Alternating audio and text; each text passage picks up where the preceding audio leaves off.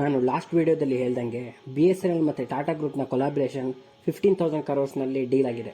ಇದರ major goal 4G connectivity across 1000 villages in India. ಇದನ್ನ ಬಿಟ್ಟು ಈ ಕೊಲಾಬ್ರೇಷನ್ ಇಂದ BSNL ಮತ್ತು ಟಾಟಾ ಕಂಪನಿಗಳಿಗೆ ಏನು ಉಪಯೋಗ? ಟಾಟಾ ಗ್ರೂಪ್ನ ಅಂಗಸಂಸ್ಥೆಯಾದ ಟಾಟಾ ಕಮ್ಯುನಿಕೇಷನ್ ಗ್ಲೋಬಲಿ ಎಸ್ಟಾಬ್ಲಿಷ್ ಆಗಿದೆ. ಇದರಿಂದ BSNLಗೆ ಗ್ಲೋಬಲ್ ಮಾರ್ಕೆಟ್ಗೆ ಹೋಗುವ ಸಾಧ್ಯತೆ ಹೆಚ್ಚು. ಹಾಗೆ BSNL ಇಷ್ಟು ದಿನ ಫೇಸ್ ಮಾಡಿದ major problem advance technology.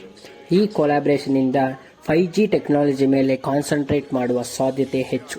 Tata ಗ್ರೂಪ್ನ ವಿಷಯಕ್ಕೆ ಬಂದರೆ ಗ್ಲೋಬಲಿ ಎಸ್ಟಾಬ್ಲಿಷ್ ಆಗಿದ್ರು ಇಂಡಿಯಾನಲ್ಲಿ ಇದರ ಪ್ರಭಾವ ಕಮ್ಮಿ. ಯಾಕೆ ಅಂದರೆ ಏರ್ಟೆಲ್ ಮತ್ತು ಜಿಯೋ 80% ಮಾರ್ಕೆಟ್ ಸೈಜ್ನ ಕ್ಯಾಪ್ಚರ್ ಮಾಡಿದ್ದಾರೆ. ಆದರೆ ರೀಸೆಂಟ್ಲಿ ಏರ್ಟೆಲ್ ಮತ್ತು ಜಿಯೋ 10 to 15% ಪ್ರೈಸ್ ರೈಸ್ ಮಾಡಿದ್ದರಿಂದ ಮಾರ್ಕೆಟ್ನಲ್ಲಿ ಒಂದು ಗ್ಯಾಪ್ ಸ್ಟಾರ್ಟ್ ಆಗುತ್ತೆ. So this is the best time to enter the market. ಹಾಗೆ BSNL ರೂರಲ್ನಲ್ಲಿ ತುಂಬ ಯೂಸರ್ಸ್ ಹೊಂದಿದ್ದರಿಂದ ಲೋಕಲ್ನಲ್ಲಿ ಎಸ್ಟಾಬ್ಲಿಷ್ ಆಗೋಕ್ಕೆ ಹೆಲ್ಪ್ ಆಗುತ್ತೆ ಟಾಟಾ ಕಮ್ಯುನಿಕೇಷನ್ಗೆ. ಸೊ ಈ ಕೊಲಾಬ್ರೇಷನ್ ಇಂದ ಜಿಯೋ ಇಂದ 6 lakh ಯೂಸರ್ಸ್, ಏರ್ಟೆಲ್ ಇಂದ 2 lakh ಯೂಸರ್ಸ್ ಲಾಸ್ ಆಗಿದ್ದಾರೆ. Moral of the story is very simple. ಯಾವುದೇ ಬಿಸ್ನೆಸ್ ಆದರೂ ಒನ್ ಮ್ಯಾನ್ ಶೋ ಇರಬಾರ್ದು. ಅಪ್ಸ್ ಆ್ಯಂಡ್ ಡೌನ್ಸ್ ಇರಲೇಬೇಕು, ಕಾಂಪಿಟೇಷನ್ ಇರಲೇಬೇಕು. ಇದರಿಂದನೇ ಯೂಸರ್ಸ್ಗೆ ಹೆಲ್ಪ್ ಆಗೋದು. Thanks for watching. ನಮಸ್ತೆ.